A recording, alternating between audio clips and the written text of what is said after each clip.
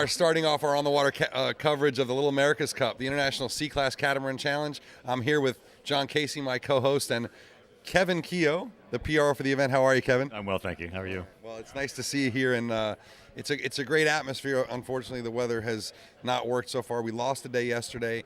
We may lose today. We're certainly losing the morning.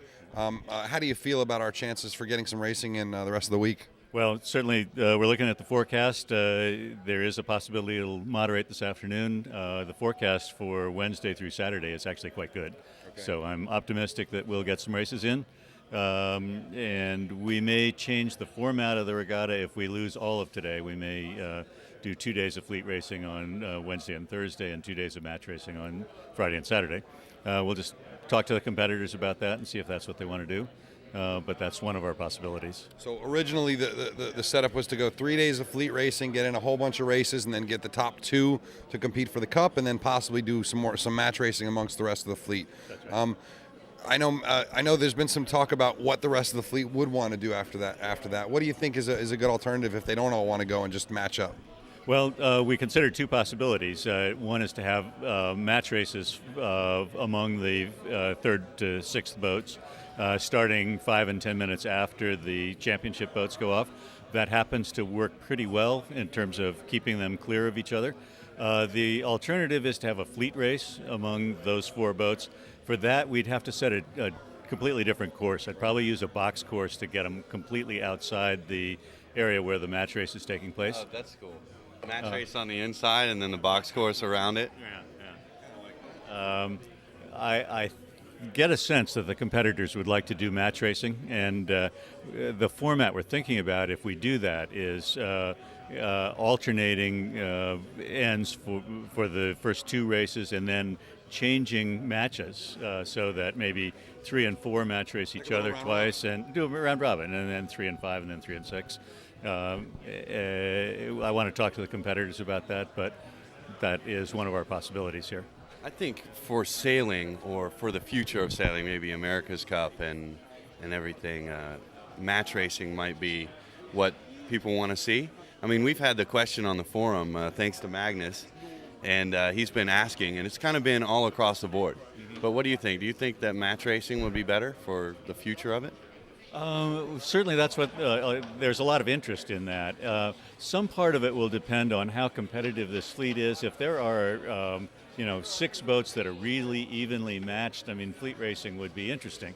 If they're not so evenly matched, then I think match racing, and we'll try to do the pairings so that it makes for interesting racing, would be a better alternative.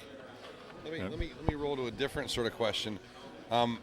Not a lot of people have run C-Class regattas. Not a lot of people have run regattas that have the kind of performance characteristics of these boats, and such extreme characteristics. What sort of challenges, both from a match racing and a fleet racing point of view, does that put into your race management? Sure. Well, we need to find an area, first of all, where we can get a good 1.5 to 2 mile weather leg, and we're doing a windward leeward 3 times around course to make it a long enough race. And that, we've got the right area to do that here, whether it's inside north of the bridge or outside.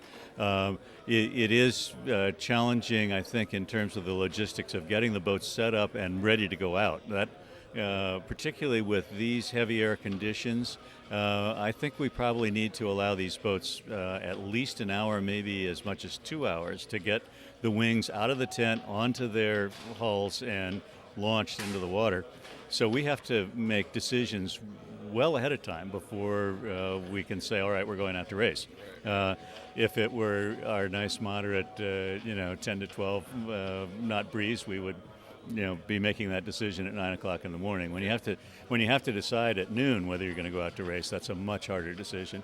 But it's a lot of fun. I think there's a lot of interest even among our club members in this kind of event. It's something that's quite different for us, obviously, and our members are interested in this. And it's different for you. This is your first catamaran regatta that you're a PRO, and these are pretty insane boats. So what's the differences between what you normally do and this regatta here? Well, obviously setting a course that works, and also making sure that we've got an area that's clear enough, particularly clear enough of spectators. We're a little bit concerned about the number of spectator boats. And media boats. Right? And media boats, right. Spectator boats that we're anticipating, especially for Friday and Saturday. We've put together some instructions for spectators about how to keep clear of these boats, and that really means keep all the way outside the ley line to the windward mark and don't interfere with anybody coming downwind. Because a spectator boat might be used to watching a keelboat race where they can just casually put the boat in reverse and back away from the boat that's coming. Not going to happen with these boats, right? And the competitors make some of the decisions as well about what you're going to do. We've been talking to the competitors regularly from Sunday afternoon all the way through this morning. We're talking to them about maximum wind speeds that they want to race in, some of the other onshore conditions, how long it will take them to get set up, the risk in trying to set up the rig in a shifty, gusty, northeasterly breeze. And so we've been taking guidance from them about how to run this regatta, and it's a pretty open channel of communication. I think it's working well. I'll finish with this one.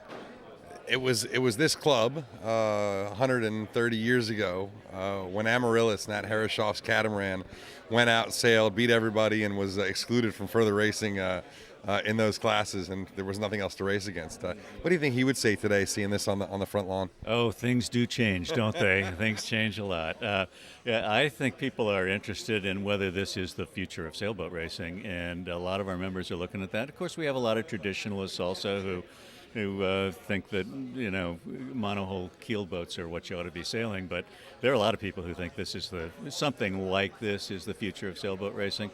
Maybe not right away, maybe it's a generation away, but that could all be accelerated too if the big America's Cup ends up being sailed in catamarans. We'll certainly see soon enough, but Kevin, thank you so much. I think we give a lot of kudos to the New York Yacht Club for hosting this event. I think it's spectacular for sailing in general and really good for the club itself too. So thanks a lot. Much appreciated. All right.